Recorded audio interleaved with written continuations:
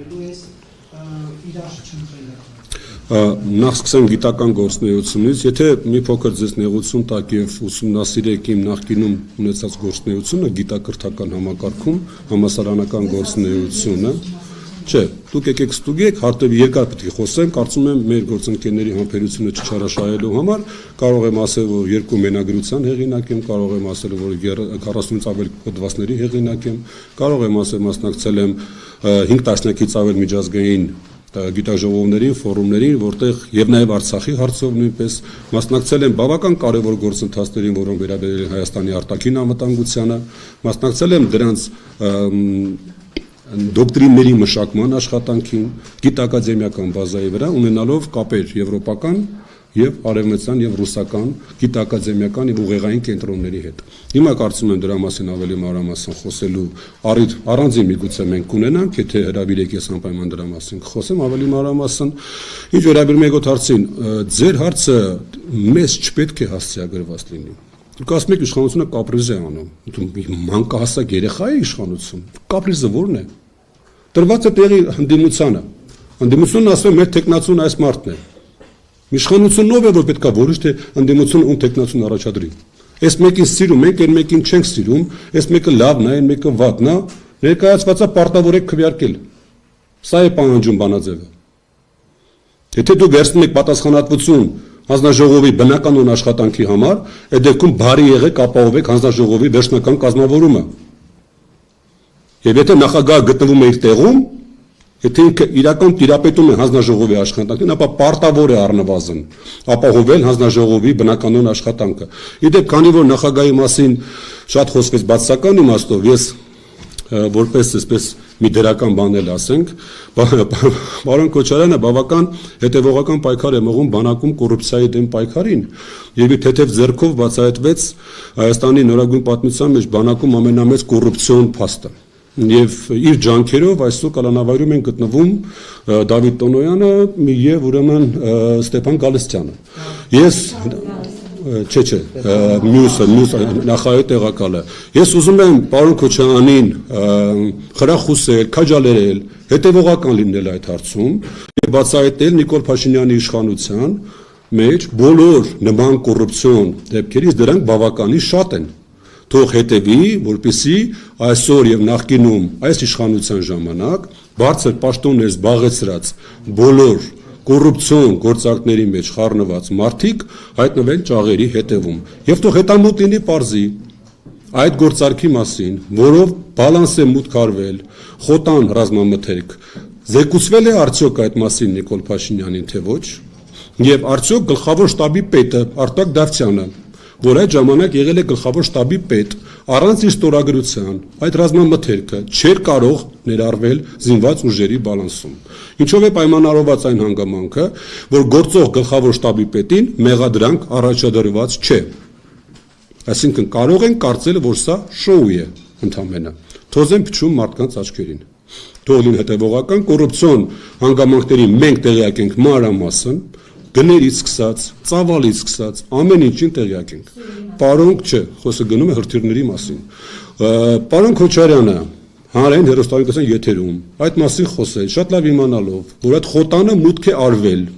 իրենց իշխանության ժամանակ, երբ որ նախարար Դավիթ Տոնոյանն էր, գլխավոր շտաբի պետը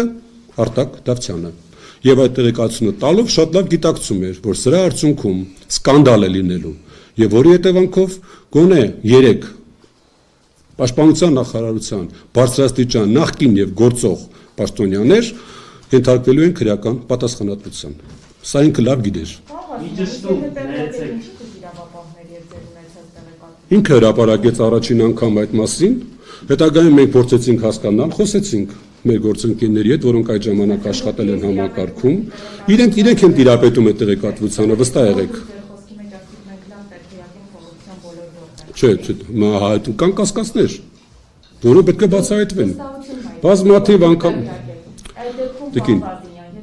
Մենք ներկայացրել ենք հաղորդումներ հանցագործության մասին առնվազն 8 հաղորդում։ 8-ն էլ մերժվել են։ Իմիջիալի ասեմ դրա մասին։ 8 անգամ է պաշտոնապես դատախազին ներկայացվել է հաղորդում հանցագործության մասին, որոնք մերժվել են եւ իսպայն որևէ ընթացք չեն տրվել։ Հետևաբար խնդրանքս է ձեզ ընդամենը։ Թող պարոն Քոչարյանը շարունակի իր հետևողական աշխատանքը Նիկոլ Փաշինյանի իշխանության մեջ կոռուպցիոն դեպքերը բացահայտելու համար։ Առայժմ բանակում միակ բացահայտված կոռուպցիոն ռեալ խոշոր դեպքը եղել է Նիկոլ Փաշինյանի իշխանության պայմաններում։ Այսինքն դուք տեղյակ եք մանրամասների տիրապետում եք որոշ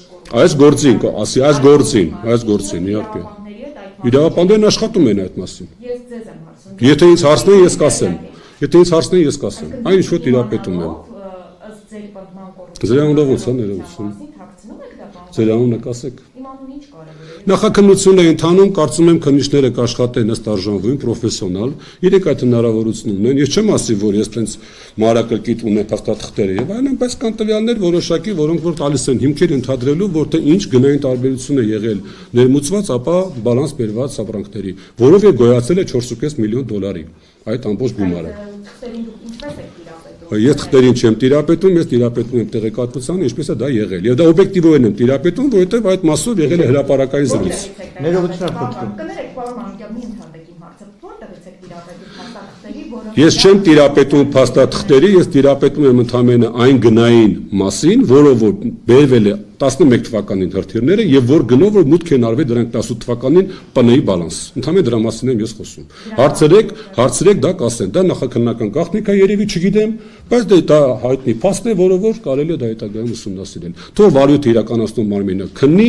պարզի, հրապարակի, որից հետո արդեն բնականաբար մենք կտանք մեր քաղաքական գնահատականը։ Շնորհակալություն։ Մի ճշտում ասացիք, որ պարոն Քոչարյանի հետև ձեռքով է քրեական գործը հարուցվել, ձեզ այդ հայտարարությունը որտեղ է։ Տեղեկություն չի, պարոն Քոչարյանը հանրային հեռուստաընկերության եթերում հայտարարեց 2011 թվականին տեղի ունեցած առերևույթ կոռուպցիոն գործարքի մասին, հաջորդ հանձնաժողովի նիստին պարոն Աբրահամյանը հրապարակեց տեղեկատվություն, որ այդ գործարքը իրականում տեղի ունեցել ոչ թե 11 թվականին, այլ 18 թվականի դեկտեմբերին, պարոն Քոչարյանն ասեց, մեզ լսում են ԱԱՑ աշխատակիցները եւ հետեւաբար կլինի ընթացք։ Ընթացքը եղավ եւ պարոն Տոնոյանը հայտնվեց ճաղերի հետևում։ Պարոն Գալստյանի հետ միասին։ Պարոն Վազինյան, որ այս բանին նաև ուղիղ եթերում հեռարձակվող հետագայում նաև ռեպորտաժներով ձեր խոսքը լսելով ձեզ էլ կարող են հրավիրել եւ տեղեկանալ ձեր իմացած մանրամասները։ Իհարկե, եթե ես գործի մասնակից չեմ եղել, ես 11 թվականի պաշտոն չեմ զբաղեցրել, 18 թվականի պաշտոն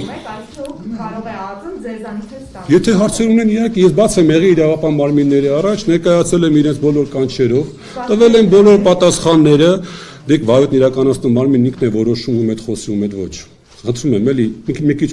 գիտենք, հասկանում ենք իրավաբանությունից։ Հետևաբար դա իրենք պետք է որոշ, եթե գտնում են, որ ես բան պետք է ասեմ, որ չեմ ասում, իրենք կաչեն, ես կասեմ, ես կասեմ։ Դուք ունեք տեղեկատվություն եւ չեք հայտնում։ Հայտնի գործընկեր, իրականում Պարոն Մանուկյան, Եկեք հարգենք խնդրում եմ